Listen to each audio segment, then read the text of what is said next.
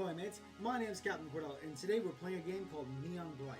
Now Neon Blight is a game that I found on itch.io that really caught my eye for three reasons: the gameplay, the art style, and the community. Originally it was just the gameplay and the art style that caught my eye, but then I witnessed the community, and it's such a really cool community. If you want to be a part of this community, go ahead and download the game. As always, all the games I play, they're down in the description below. If you want to play them, go on itch.io, hit that download link, and give this game a try for yourself. It is a demo. It's an early demo, so there's not much to it. But we're going to go ahead and take a look at this game, and we're going to see what it has to offer.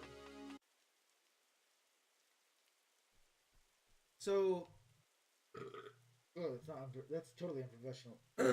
Jesus. The magic of editing will get us by. And 5, 4, 3, 2, 1. So here we are on the actual main hub. I'm sorry about that cut.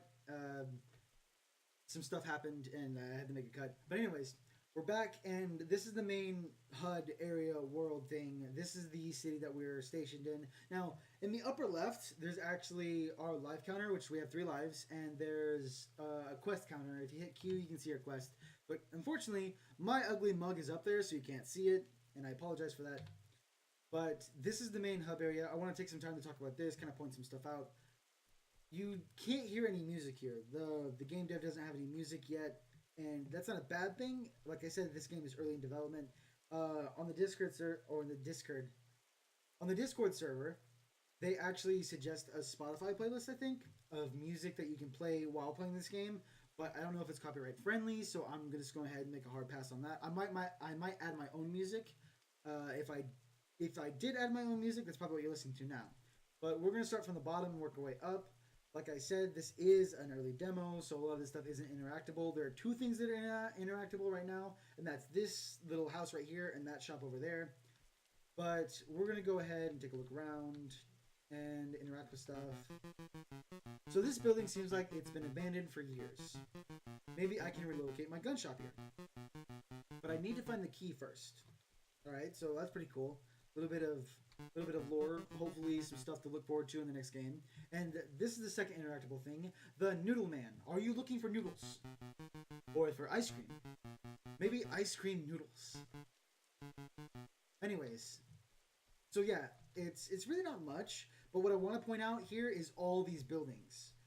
I'm looking forward to later builds of this game.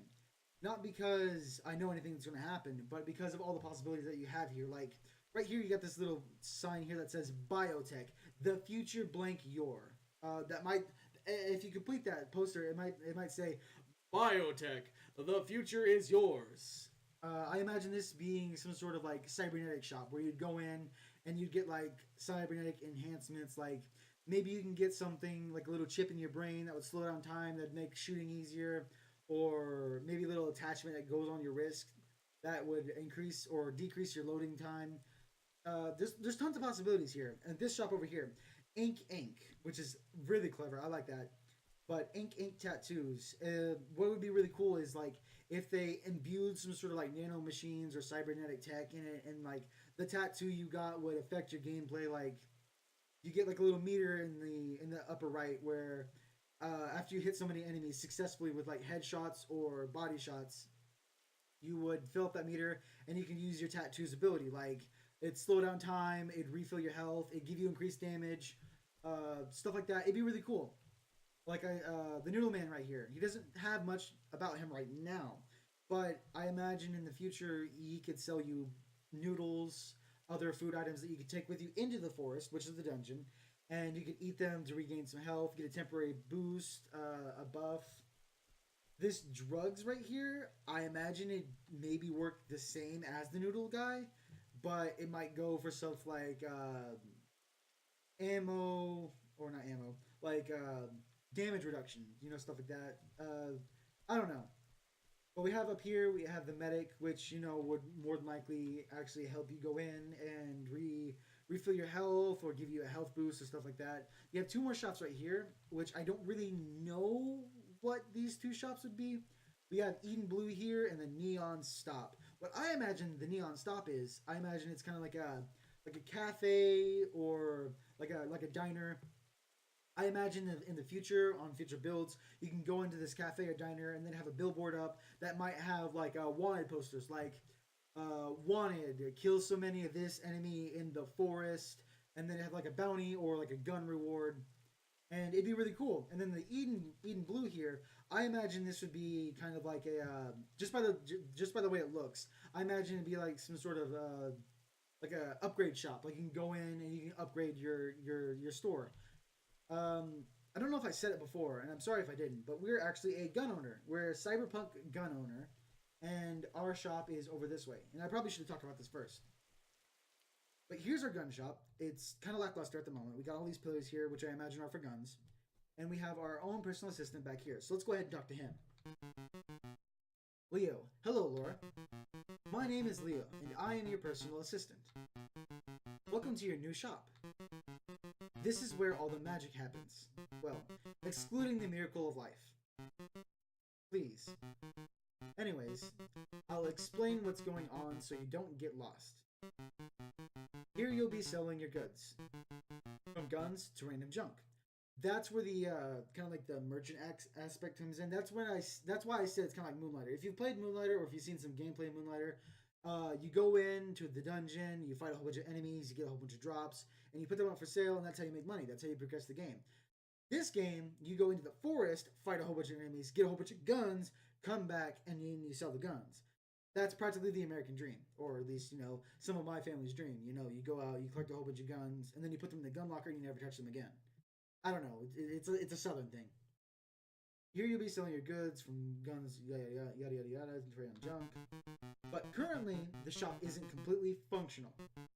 Meaning, if you touch something, things might break, which is not a bad thing. So please don't touch anything. Thank you. Don't worry, we're going to touch stuff. While I keep working on the shop, you can go to the forest and kill stuff. Yay! I really like this. I want to take a little bit of time to explain this. In lots of games like this, if you can't see a character, sometimes the creator will take the dialogue box and add little effects to it, like the little jumping stuff. That makes me think that Leo is super excited about it, which, I mean, he is the gun shop's assistant, and you get guns by going into the forest and killing stuff. So, you could think that he'd be super ecstatic about that. You go, you get guns, you come back, you sell stuff, you get money. That's something to be happy about. But yeah, I really like it when they put these dialogue effects, because I can't see Leo's face. So it gives some characterization to Leo. Just go to your car behind the shop. It already has the coordinates in it. Before you go, be aware that things might break. If they do, don't be alarmed. Just report it to Chibs. Chibs is the developer behind this game. I'm actually talking to Chibs. Chibs is a wonderful person, and if I can get it working correctly in the sense of my recording software, I'm actually planning to go in and have a podcast with Chibs. Kind of a one-on-one, or I might bring one of my friends over to ask them about the game and a whole bunch of other stuff. If you want to watch that, it'll probably be on the Pixelated main channel, or it might be on this channel. I haven't decided yet. But yeah, let's go ahead. Let's stop talking about it and let's get into the forest and actually kill some stuff. So we got a new quest here. Let's go ahead and check that. The quest is called Kill Stuff. Go to the forest, kill stuff. Left click to shoot and right click to dash. And this is our dash. It's pretty handy. I like it a lot. Games that give me mobility, I inherently like, because I'm one of those more fast-paced people. I like the ability to go out and actually be quick about it. Oh, actually, no. What? I'm out of ammo. If you look down there in the bottom right, I'm out of ammo, which isn't correct, because I actually did one playthrough of this before I started recording, just to kind of look around for game-breaking bugs. And I think I found a bug, which isn't bad. We're just going to have to use this gun. So this is how you get the guns. They're actually in these little crates here. And the shooting is really nice. I like the shooting a lot. It handles a lot like you think. It's a top-down shooter. So you aim with your mouse. Left click is the fire. And then right click is the dash. So it's pretty straightforward. And then you can find different guns in these little crates here. The guns have different stats. Unfortunately, right now, I don't know how to check those stats. but they have different stats. Now, as of right now, I don't know if the headshots deal more damage than body shots. I don't know if in the future the developer plans to change this, like if a headshot does more damage than a body shot. I imagine it would if they do plan to add that, but it would be really cool because they do have these different types of weapons. Like this one here is a single shot. I say it's a single shot. I actually don't know.